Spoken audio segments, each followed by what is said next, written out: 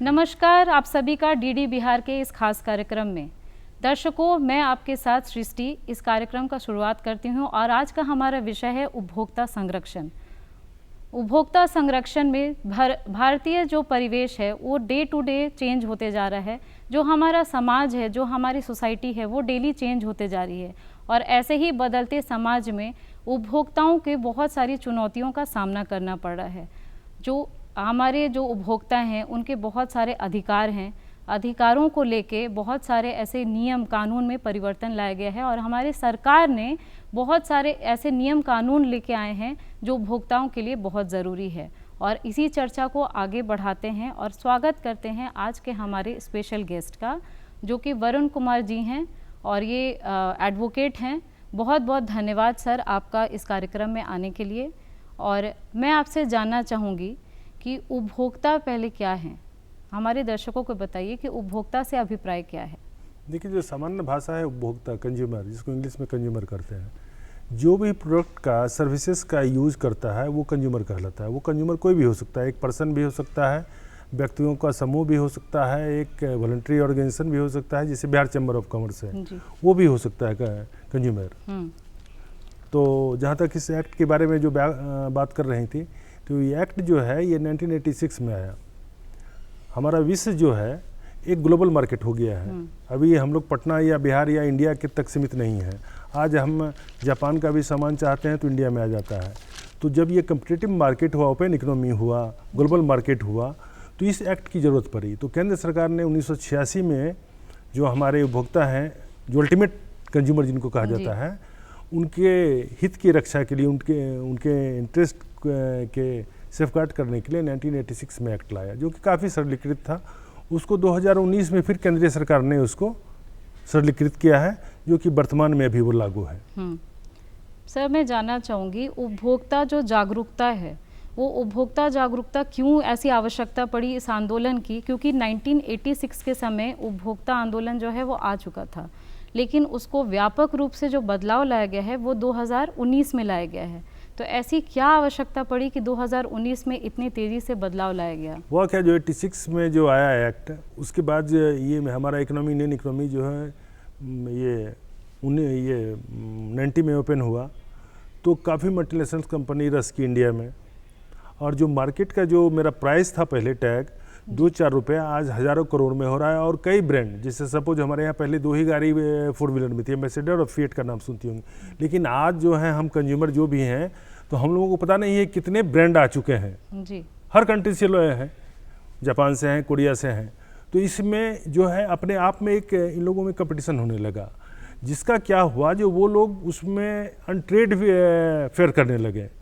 जो है उसमें ऐड देना था, जो उसमें ये था प्रोविजंस था, तो उसको बढ़ा चढ़ा के अपने प्रोडक्ट के बारे में वो करने लगे। तो उसके लिए सेफगार्ड करने के लिए हुआ क्या, जो कई चीज़ को फॉल्स पाया गया उसमें, जो उसमें गजट्स दिए गए थे जिसके बारे में वो क्लेम कंपनी कर रही थी, जब उसको रियली कंज्यूमर ने यूज किया तो देखा जो भाई ये तो नहीं है, ये फंक्शन नहीं कर रहा है। तो केंद्र सरकार ने इसके लिए ही कंज्यूमर के हित की रक्षा के लिए, इंटरेस्ट के को प्रोटेक्ट करने के लिए ये एक्ट लाया। और ये एक्ट जो है ये त्रिस्तरीय है, डिस्ट्रिक्ट लेवल में है, स्टेट लेवल में है, नेशनल लेवल में है, जिसको नेशनल कमीशन कहा जाता है। डिस्ट्रिक्ट में डिस्ट्रिक्ट कमीशन और स्टेट में स्टेट कमीशन है, कंज्यूमर फोरम। उपभोक्ता जो है, जैसे कि आपने बताया कि बहुत सारे ऐसे बदलाव लाए गए हैं हमारे जो अधिनियम हैं 2019 में है। जो मेन जो बदलाव जैसे जान रहे हैं हम लोग कि कुछ ऐसा क्राइटेरिया किया गया है कि पैसे में जो आप इतने से इतने अंतर्गत अगर आपका केस बनता है तो आप अदालत में जा सकते हैं, और इससे ऊपर होगा तो आप उच्च अदालत में जा सकते हैं। क्या कोई ऐसा मेन और चेंजेस लाया गया है इसमें? नहीं, क्षेत्राधिकार के मामले में देखिए, पहले जो था पेक्यूनियरी वैल्यू, अब एक हुआ क्षेत्र का, एरिया का। तो डिस्ट्रिक्ट, सामान्यतः एक डिस्ट्रिक्ट में एक कंज्यूमर फर्म का कोर्ट होगा जी, एक स्टेट में एक होगा, लेकिन जहाँ स्टेट छोटा है और राष्ट्रीय स्तर पर एक ही है जी। ये क्षेत्राधिकार के मामले। अब देखिए, पेक्यूनियरी वैल्यू में जो है, जो आप गुड्स एंड सर्विसेज लेते हैं, यदि उसका वैल्यू 1 करोड़ से है तो वो डिस्ट्रिक्ट फॉरम में, more than 1 crore to 10 crore आपको तो स्टेट में, मोर देन 10 करोड़ जो है वो नेशनल फोरम में है। और ये जो हमारा नेशनल फोरम का और स्टेट फोरम का जो कोर्ट है, ये अपीलेट कोर्ट है जी। इसके भी सुपर अपीलेट हमारे एपेक्स कोर्ट जो सुप्रीम कोर्ट है। तो ये जो व्यवस्था की गई और इसमें काफ़ी सरलीकृत किया गया है, जो पार्टी खुद ही अपने आप को डिफेंड कर सकता है। इसमें किसी को एडवोकेट की जरूरत नहीं पड़ती है। ऐसे जरूरत नहीं है। नॉर्मल नॉर्मल जो उपभोक्ता हैं, ये कंज्यूमर अपने आप को स्वतंत्र है, इंडिपेंडेंट है, जो वो एडवोकेट के थ्रू कर सकते हैं या वो अपने आप को स्वयं भी कर सकते हैं, स्वयं भी जा सकते हैं। तो स्वयं जाने के बाद जो जैसे उनको अधिकार क्या कर अपना नॉलेज हो, अगर उनको ज्ञान हो कि मेरा इतने तरीके का मेरा अधिकार है, जो 6 अधिकार दिए गए हैं सरकार के द्वारा, उसमें सूचना का अधिकार का सर बहुत महत्व है। तो सूचना का अधिकार में हम क्या अभिप्राय लगाएं कि इसमें क्या किस किस चीज़ की सूचना का अधिकार है एक ग्राहक को? देखिए, सूचना अधिकार क्या है, हमारे यहाँ जो भी गवर्नमेंट फंक्शनरीज हैं, सेंट्रल गवर्नमेंट या स्टेट गवर्नमेंट या उनके सब्सिडरी है या इंसलरी जो भी अथॉरिटीज हैं, उनके यहाँ पब्लिक इंटरेस्ट का कोई भी कार्य हो रहा है तो every Indian citizen has right, तो वो उसका लेगा जो भाई क्या काम हो रहा है जी। लेकिन वहाँ भी क्लासिफाइड डॉक्यूमेंट्स हैं, कुछ रिकॉर्ड्स हैं, कुछ हैं जो सरकार रोक सकती है, राज्य सरकार भी, केंद्र सरकार भी, सुरक्षा नीति से राज्य के हित के लिए।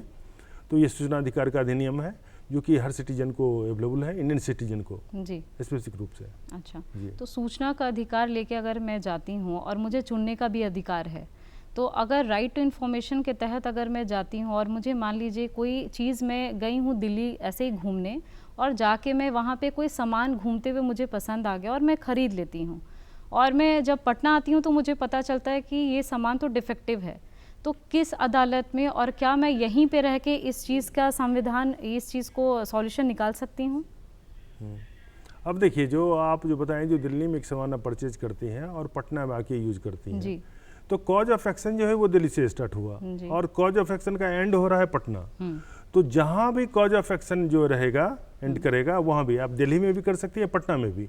अब इसमें भी स्पेसिफिक बता दें, जो कंज्यूमर जो है जिस पे केस कर रहा है वो यदि दिल्ली में है वहाँ भी केस कर सकता है, और कंज्यूमर जहाँ रिजाइड कर रहा है, तो आप पटना में रिजाइड करेंगे, ऑब्वियस है आपको पटना में, जो पटना का जो जिला अदालत है या पटना में जो स्टेट कमीशन है, वहाँ पे आप इसको अप्रोच कर सकती हैं। जी। और उपभोक्ता का जो शोषण होते आया है, प्राचीन काल से शोषण आया, इसलिए इस चीज़ की ज़रूरत पड़ी कंज्यूमर फोरम की या कंज्यूमर गाइडलाइंस की, इसलिए तो ज़रूरत पड़ी क्योंकि हमेशा से मानहानि होते आया है। जो हमारे शॉपकीपर्स हैं, जो हमारे डीलर्स हैं, बहुत तरीके से हमें हानि पहुंचाते आए हैं, चाहे वो आपका एडल्ट्रेशन, मिलावट के तौर पे हो गया, चाहे वो वज़न कम दे दिया गया, चाहे वो आपको तय दाम से ज़्यादा दाम दे दिया गया। तो ये सारी चीज़ें जो होती आई हैं, तो अभी जो शोषण होता है, क्या शोषण करने का तरीका भी बदलाव आया है?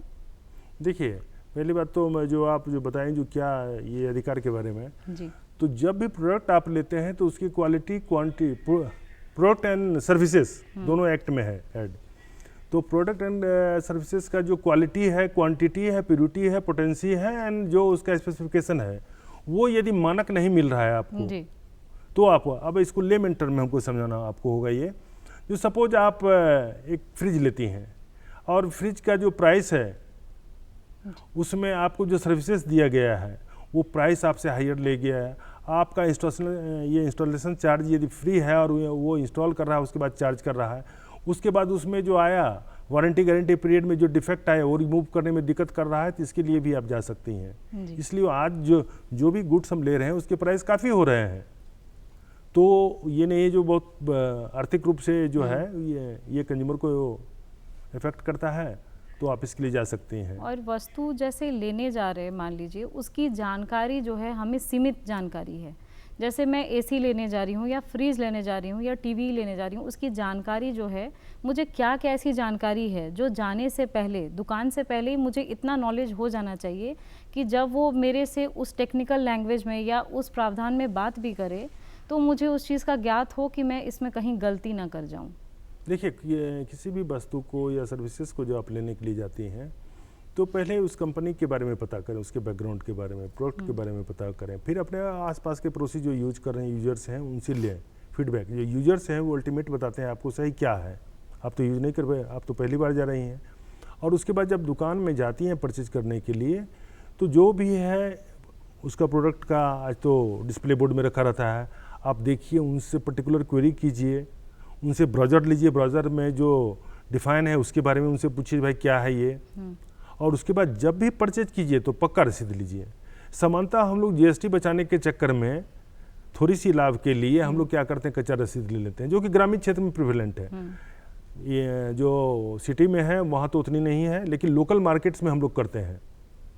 लोकल मार्केट नहीं, ये बात दर्शकों के लिए आपने बहुत ही महत्वपूर्ण बताई है कि हम जब भी शॉप दुकान पे जाते हैं तो हमें एक पक्का रसीद लेना चाहिए, हाँ। उनसे जीएसटी नंबर लेना चाहिए, उनका साइन उसमें होना चाहिए, ताकि आगे जाके कोई भी अगर परेशानी आती है तो वो रसीद लेके हम वहाँ पे दर्ज करा सकें अपने शिकायतों को। ये डॉक्यूमेंट्री एविडेंस आपके पास रहेगा। हाँ जी।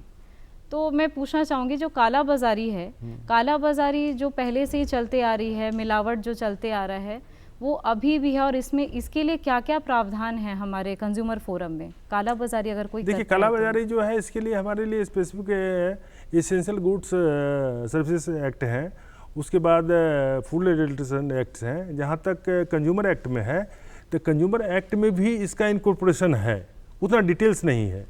सपोज आपको जो ये आप फूड आइटम ले रही हैं, अब फूड आइटम वो एडल्टर्ड है, और सपोज उसको आप खाएं और वो हो गया, पॉइजनिंग हो गया कस्टमर को, हो जाती है। डॉक्टर के पास जाता है वो कस्टमर, और वो डॉक्टर यदि फाइंड आउट करते हैं जब फलना फूड के खाने से हुआ है, तो फूड का सैंपल तो घर में रहता ही है।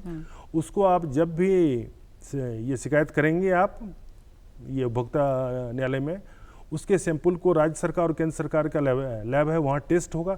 यदि टेस्ट में पाया जाएगा जो जो प्रोडक्ट है, फूड प्रोडक्ट, उसमें उसकी क्वालिटी के चलते आपकी बीमारी हुई है, तो उनको हर्जाना देना होगा, और सीवियर उसमें पेनल्टी दिया गया है। जी जी जी। अच्छा। उसमें आप 25,000 से लेके 1 लाख रुपए तक, और 1 माह से लेके और 3 साल तक का सजा का प्रावधान है, दोनों का भी।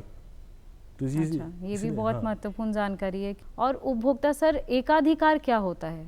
एकाधिकार से क्या समझे हम? एकाधिकार का है, देखिए, पर्टिकुलर कंपनी कोई अपना मोनोपोली करती है क्रिएट, तो उसको एकाधिकार कहा गया है, जो वो अपने ही प्रोडक्ट को, तो ये हमारे यहाँ प्रोहिबिटेड है जी। मोनोपोलिस्टिक जो ट्रेड प्रैक्टिसेस हमारे यहाँ थे, उसको सरकार ने रोक लगाया नहीं। हर कंपनी के लिए मार्केट ओपन है जी, जो हर कंपनी आ सकती है। पर्टिकुलर कंपनी को हम दे देंगे तो वो एनआरकी ला देगी, वो जो हमारे कस्टमर हैं, कंज्यूमर हैं, उनके साथ गलत होगा। तो ये हमारा जो है, जो कॉमर्स एक्ट है, जो भी एक्ट बनाया गया, उसमें सरकार ने, जो केंद्र सरकार पूर्व में भी, अभी भी जो वर्तमान सरकार है, ये इस पर काफ़ी काम कर रही है, जो मोनोपोलिस्टिक नहीं हो। तो हमारी जो भारत सरकार है वो बहुत सारी ऐसी चुनौतियों का जो फेस करते आए हैं कंज्यूमर से, उसमें बहुत सारे ऐसे प्रावधान लाते जा रहे हैं, बदलाव लाते जा रहे हैं। जी। और वो कोशिश में है कि शिक्षा में भी इसको शामिल किया जाए। उपभोक्ता संरक्षण को शिक्षा 10th क्लास में ही से ही पढ़ाया जा रहा है, ताकि आपको नॉलेज में रहे इस चीज़ का, और आप अपने दैनिक दिनचर्या में इसका पालन करना स्टार्ट करें। तो शिक्षा लाने के बाद इसको, इस कंज्यूमर एक्ट को किस तहत से पढ़ाना जाना चाहिए ताकि उपभोक्ता जो है अवेयर बने? देखिए, इसमें गुड्स एंड सर्विसेज, तो गुड्स की बात तो हम लोग कर लिए, खाने पीने का सामान, टीवी, फ्रिज, जो भी है। सर्विसेज में ले लीजिए, सर्विसेज में जैसे आप जा रहे हैं, प्लेन से जा रहे हैं, ट्रेन से जा रहे हैं, तो ट्रेन से जा रहे हैं और ट्रेन में आपकी सामान की चोरी हो जाती है, तो रेलवे की ये जिम्मेवारी है जो वो आपको भरपाई करे। जैसे अभी जस्ट एक एग्जाम्पल आया है, जो एक आदमी का जो रिफंड में 35 रुपीज़ रेलवे ने काट लिया था, तो वो आदमी फाइट किया और उसका रिफंड हुआ प्रॉपर्ली। आप समानता डे टू डे हम लोग रूबरू होते हैं, ओला, उबेर, ये लोग करते हैं, हम लोग तो एक्सेस चार्ज किया जाता है, तो वहाँ पे भी क्लेम करेंगे। उनके भी जो टोल फ्री नंबर है वहाँ पे कीजिए, या कंज्यूमर एक्ट में जाइए, तो वो आपकी भरपाई होगी। दूसरी बात रही, जहाँ तक ये ट्रेन की बात मैं कर रहा था, तो सपोज आप पटना से ट्रेन का टिकट लेती हैं राजधानी का, जो उसका शेड्यूल टाइम दिल्ली जाने का है, उसमें सामान्य परिस्थिति में अब एक्सीडेंट हो जाए, बाढ़ आ जाए, तो वो छोड़ दीजिए, सामान्य परिस्थिति में डिले करती है और आपका कहीं कनेक्टिंग फ्लाइट छूटता है, तो इसके लिए रेलवे दायी होगा। उसको ये उनकी जिम्मेदारी बन जाती है, ये जिम्मेवारी है वो आपको पेमेंट करे। भारतीय मानक ब्यूरो ने बहुत सारे ऐसे साइंस दिए हुए हैं, बहुत सारे ऐसे प्रावधान दिए हैं जिनका पालन करके आप ध्यान दे सकते हैं कि इसमें गलती ना हो, हमारी खरीदारी में गलती ना हो। तो वो कौन से ऐसे मार्क्स हैं? जैसे देखिए, सबसे पहले तो जो जो टेंजेबल या इंटेंजेबल प्रोडक्ट्स हैं, फूड प्रोडक्ट हैं, इनके लिए क्या है जो हर मानक दिया हुआ है जी क्या चाहिए। जैसे मान लीजिए आप जो लेती हैं गोल्ड लेती हैं तो 24 कैरेट्स, तो 24 कैरेट्स का मीनिंग है वो 24 कैरेट होना चाहिए, उसमें मिलावट की गुंजाइश नहीं है। लेकिन हमारे यहाँ देख रहे हैं आए दिन ये हो रहा है, लोगों का शिकायत हो रहा है भाई मैंने लिया ऑर्नामेंट लिया उसमें ये डिफेक्ट आ रहा है, या सिल्वर ऑर्नामेंट लिया उसमें आ रहा है।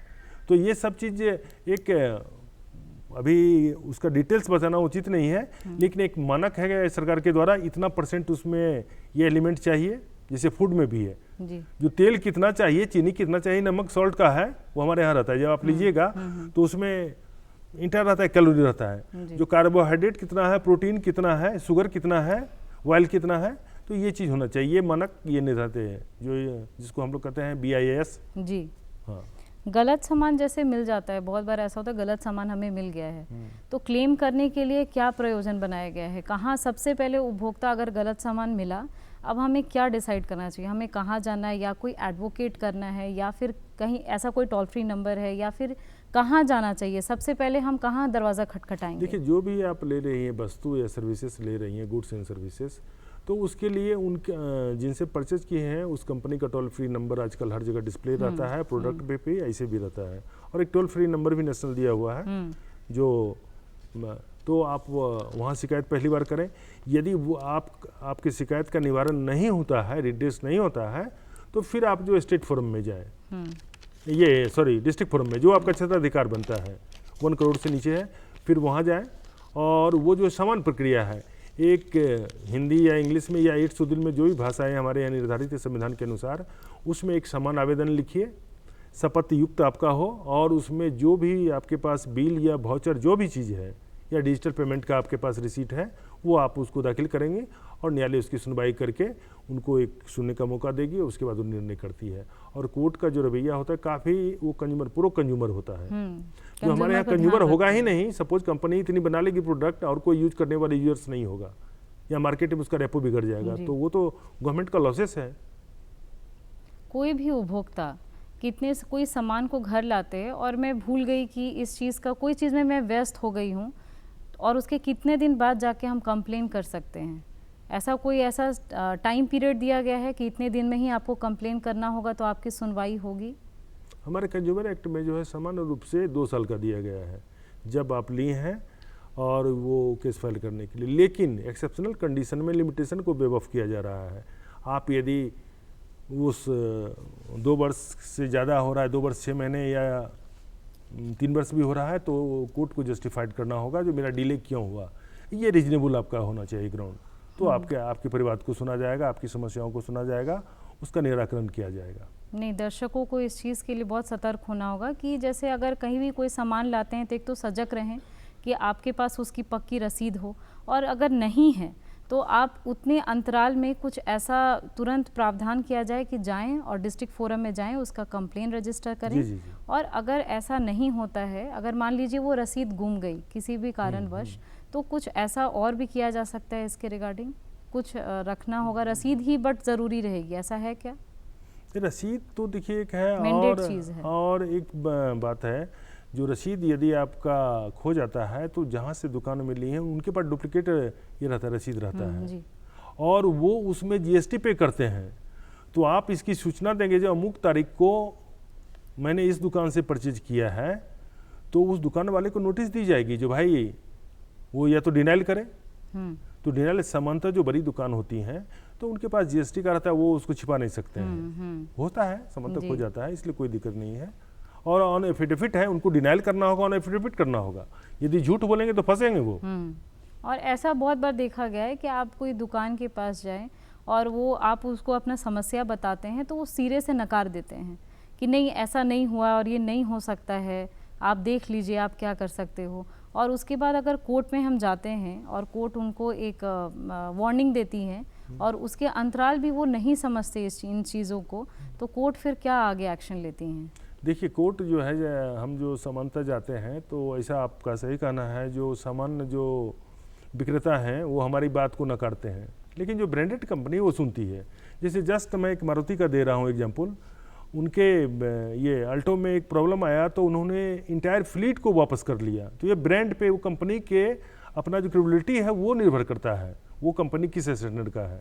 अब लोकल मेड से आप लीजिएगा तब तो उससे उम्मीद आप नहीं कर सकती हैं। और जहाँ तक है जो उसको रिड्रेस करने का, तो कोर्ट में आवेदन दीजिएगा तो वहाँ न्यायालय सुन के, और यदि वो पार्टी डेविएट करती है तो पेनल्टी तो है ही है, इवन एक्स पार्टी भी ऑर्डर पास करेगी और वो सिविल डिग्री के बराबर होगा। जो भी उसमें उनको शास्ति दी जाएगी, पेनल्टी दी जाएगी, तो उनको पेमेंट करना है ये कंज्यूमर को। तो ये जो एक्ट लाया गया है ये प्रो कंज्यूमर को ध्यान में रखते हुए ये एक्ट लाया गया है। उनके हित के लिए लाया गया है। और जैसे बांट और माप वाली जो ये है, तो उसमें क्या प्रावधान है कि अगर कोई इस तरह का इसमें संक्षेप करते हैं, कोई दुकानदार इसमें बदमाशी करते हैं, तो उसके लिए क्या प्रावधान है? उसके लिए वेट्स एंड मेजर डिपार्टमेंट हमारे यहाँ है, जिसकी शिकायत आप कर सकते हैं। हर जिले में उसका कोषांग है जहाँ शिकायत करेंगे, और यदि पकड़े जाते हैं तो बहुत एग्जाम्पलरी फाइन है, इवन उनके दुकान को भी सील किया जा सकता है। ये कानूनी प्रावधान हमारे यहाँ। सर, जो 1986 में जो लाया गया था ये संविधान, जिसमें उपभोक्ता के बहुत सारी चीज़ों को ध्यान में रखा गया था, और जो 2019 में लाया गया है और उसमें जो बदलाव लाए गए हैं, उसके बाद भी हमारे ख़रीदने का तरीका बहुत बदल गया है। पहले हम सामने प्रत्यक्ष रूप से खरीदते थे, अब हम ऑनलाइन मार्केटिंग बहुत करते हैं। तो इससे क्या क्या चेंजेस आए हैं और इसके रिगार्डिंग क्या क्या जो कानून में है वो बदलाव आया है? अब देखिए, ये जो कोविड के पहले pre Covid post Covid period में क्या हुआ, जो ई कॉमर्स का एक चला, तो ई कॉमर्स में जो ऑनलाइन मार्केटिंग है वो काफ़ी फ्लोरिश किया। अब इसमें कुछ समस्याएं हैं, हर सिस्टम का कुछ अच्छा है तो कुछ उसका बुरा पार्ट भी है। तो जो बुरा पार्ट हमारे साथ क्या आया, जो सामान तो मिला, अब उसका पेमेंट करने का, डिलीवरी का, जैसे मान लीजिए वो डिलीवर करना है उसको 7 डे में या 72 आवर में, वो 10 दिन में कर रहा है। फिर यदि डिफेक्ट आया तो उसको रिमूव करना है 24 आवर्स या 72 आवर्स, जो भी हर कंपनी का डिफाइंड है, और वो जो है वो उसको डिले कर रहा है। फिर उसके पेमेंट का जो वापस होना है वो उसमें डिले हो रहा है। तो इस तरह कई लोग सफ़र कर रहे हैं, जो कि आम जन आज का हम लोग को रहे हैं। तो उसके लिए कंज्यूमर फोरम है। पहले तो उनका जो सेल है, टोल फ्री नंबर, उस कंपनी को पहले कॉल कीजिए, देयर आफ्टर आप जो है कोर्ट में जाइए। जी। और जैसे हम पहले सर्विस इंक्लूडेड था सिर्फ, जी। और अब हो गया है कि पहले उपभोग सिर्फ मार्केट वैल्यू था, अब सर्विस भी इंक्लूड हो गया। अगर आप सर्विस सेक्टर में जाते हैं तो उसमें भी अगर आपको कहीं कमी लगती है, आपको लगता है कि सर्विस चार्ज भी लिया गया, उसके बाद भी आपका जो अच्छा सर्विस नहीं मिला है, तो उसके लिए क्या प्रावधान है? उसके लिए भी प्रावधान है। जैसे सपोज आप यहाँ से एक ये रिजॉर्ट बुक करती हैं या होटल बुक करती हैं, और जो आपको दिखाया गया, आप वहाँ जाती है, हकीकत में हाइजीन लेवल उस होटल का, रिजॉर्ट का जो है बहुत गड़बड़ है, मेंटेन नहीं है, या फूड क्वालिटी इंफीरियर है, आप कंप्लेन वहाँ लिखित रूप में करें। हर होटल में सपोज जैसे आपको बता देते हैं, IRCTC का जो ये कैंटीन होता है रेलवे का, आप वहाँ जाइएगा, वहाँ एक शिकायत पत्र का होती है, कंप्लेंट बुक, उसमें आप अपना टिकट का नंबर, अपना नाम देंगे, और उसको दर्ज करने के बाद उसका रिड्रेस किया जाता है। और इवन रेलवे बोर्ड को भी डायरेक्ट लिख सकती हैं आप लेटर, उस पर जांच बैठता है और उसमें आपको राहत दिया जाएगा, कंपनसेशन दिया जाएगा यदि आपका प्रोडक्ट का ये क्वालिटी गड़बड़ है, और उनको पनिश भी किया जाएगा। दर्शक जानना चाहेंगे कि आए दिन हम कार खरीदते हैं, और कार में जब आप जाइए कार खरीदने तो बहुत सारे तरह के प्रलोभन दिए जाएंगे कि आपका कार ये फीचर्स कैरी करता है, आपके कार्स में इस तरह के इंजन्स लगे हुए हैं, एयर बैग आपका ओपन हो जाएगा, एक्सीडेंट होगा तो कुछ नहीं प्रॉब्लम आएगी।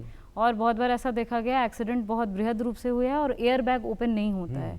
तो इसके लिए क्या मतलब कंपनी के डायरेक्टली कंप्लेन करिए तो ये जान हानि वाली बात हो गई, तो इसके लिए क्या प्रावधान है? इसके लिए कंपनी, डीलर सभी को पार्टी बना सकती हैं आप। जो कंपनी वो बेच रही है सामान, या जो डीलर उनका ऑथराइज डीलर है, वो पार्टी बनेंगे, उनको उसका जवाब देना होगा। और उसके लिए जांच है, प्रॉपर जांच है कि क्यों नहीं एयरबैग खुला। यदि वो लिखा हुआ है तो एयरबैग जो उनका फीचर्स है, वो फीचर्स क्यों नहीं वर्क कर रहा है। तो हमारे दर्शकों को इतनी महत्वपूर्ण जानकारी देने के लिए बहुत बहुत धन्यवाद। दर्शकों, आज के लिए इतना ही, अगले अंश में फिर मिलेंगे, तब तक के लिए नमस्कार।